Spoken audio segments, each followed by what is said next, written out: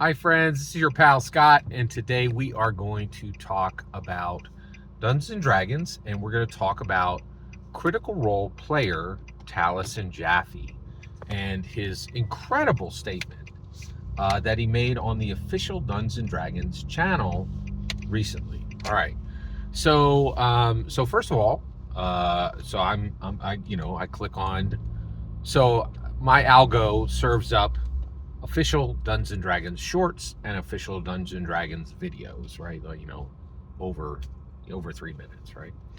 So I get this short and I click on it, and guess what? There's Critical Role. Now I'm surprised. Why am I surprised? I don't remember seeing Critical Role since the announcement of Daggerheart. I think there's been a little bit of coldness, a little bit of like, ooh, and like them, really kind of trying to tell me if I'm wrong, and I'm ready, but I believe there was some tension, right? Like Daggerheart was announced in January 2023 with two other D&D killer candidates, right? And whether those companies owned it, whether those games owned it or not, the tabletop role-playing game community absolutely talked about Tales of the Valiant, Draw Steel, Daggerheart, all as D&D killer candidates because of the window of time they were announced in, right? And multiple other, people were furious with Hasbro, and if you announced in that window, you immediately got this very large benefit of people going, oh, let's talk about Critical Role. Oh, let's talk about Matthew Colville. Oh, let's talk about, was it Cabo Press or was it Green Ronin? It was one of those guys. I get them confused a lot. I thought it was Cabo Press. And tell me if I'm wrong there. And and they got literally thousands of videos that talked about these games as, hey, you're about to see the king knocked off the hill, right? And so I was quite shocked to see Travis Willingham, Laura Bailey, and Taliesin Jaffe all just in a straight up D&D video, right? Like on Dungeons and Dragons main feed, right? But what was even more shocking was what Taliesin Jaffe said, right? So they start talking, and they're talking about some blah blah blah, right? Which I'm sure that was very exciting to Critical Role fans. But and then Taliesin Jaffe, they were talking about their experience at the table playing D&D. And Taliesin Jaffe says, I like the free therapy. I'm a big fan of the free therapy. What did you just say? And so Taliesin Jaffe, right, on Dungeons and Dragons main feed says, I consider, Dungeons and Dragons free therapy. Now, it's very clear because both Travis Willingham and Laura Bailey laugh, and he chuckles too.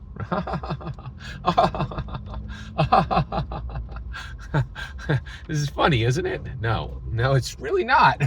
And the reason why is this is becoming a steady drumbeat. Now, get this. There's been a steady drumbeat of people talking about Dungeons and Dragons as therapy for a long time. Okay, that's not new. But you kept those jokes. You kept that talk.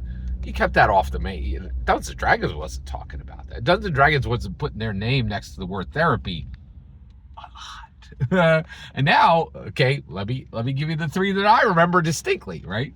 So I went in April of 2024, and I got in line. I was there at 8 a.m. and I bought Dungeons and Dragons. I bought Lego Dungeons and Dragons Red Dragon's Tale. It is the single purchase I am the most proud of in my entire life. I bought that. I have that. It literally sits on the mantle in my home. It's gorgeous, and I did over 200 videos on it. It took me weeks to build it because I took my time. I didn't want that experience to be over because I didn't know if we were going to get other sets. We did get other sets. That was very exciting. But when I read, I just like dove into every piece, and I read the instruction booklets, right? And the instruction booklets talked about Dungeons and Dragons in context to people considering it as adjacent to therapy, or actually considering it for use in therapy, just like the Lego product is actually used in therapy, right?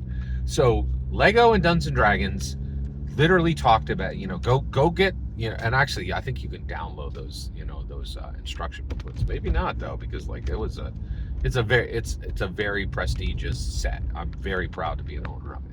Costs $360, right? Worth every penny. And actually you could still buy it now. It's not retired yet, and I would highly recommend you buy it. And so it's worth the build. It's incredible. But that was the first time I ever saw official Dungeons and Dragons and the word therapies like close to their name. I'm like, whoa, right? But recently, again, on Dungeons and Dragons, and this isn't on some scrub little blog, this isn't on some adjacent thing. So I just talked about Lego Dungeons and Dragons. You can, in the instruction booklet, there's a whole section on like, oh, let's talk about Dungeons and Dragons in adjacency to therapy. And you're like, whoa, that's pretty bold, right? Then, I'm not kidding. On my own channel, right here, one of the voice actresses of Baldur's Gate 3 said that a fan came up to her and that the work she had done on one character in Baldur's Gate, that the narrative that this fan experienced had helped them more than years of therapy.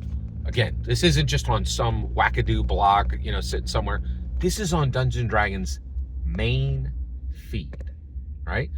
And then millionaire celebrity, right? Top tier Dungeons and Dragons player comes and says, free therapy. Like a joke, but you're like, well, wait, is this a joke? This is the third time in a pretty small window of time that Dungeons and Dragons is talking about itself in context to therapy. We're like, so I guess we're all supposed to laugh just because. Why are we laughing again? Right? Like, and for me, I'm not laughing because I don't think this is a joke anymore. This is a drumbeat pattern, right? Another place where I saw this was, this year I got to meet in person the creator of Dark Space, which is the Shadow Dark science fiction tabletop role-playing game. And, and then I met him and I, friended him on Facebook. Sure enough, like a week later, he's got this thing and it says, hey, it shows D&D's classic polyhedrals, which it brought to the world, in a prescription, like in a bottle that was like prescription. It was just it was a little animated, cartoon, and it showed the dice as almost like pills, right? And you're like, whoa, like what you would get from a psychiatrist. This is a major. Now that one was not on their main feed, right? But I see this all over, so we can all laugh. It's a just joke. But okay, this is the third time we've heard it from D&D's main feed, right? And I think a lot of people, and I think one of the reasons why Dungeons and Dragons is starting to talk about this themselves is they're like, everybody's talking about this, right? Like, so why are we not allowed to? And they are, right? And they can frame it as a joke. Yeah, we're not there yet, right? The world doesn't really think about this in this way. But I thought this was very interesting. Boy, do not skip a day on D&D's main feed. Every single word you just heard in this video is my humble opinion. Absolutely nothing more, absolutely nothing less. The important part is when I get to hear your humble opinion, when you get in the comments and send your traffic. Please consider subscribing and have a fetch millennium.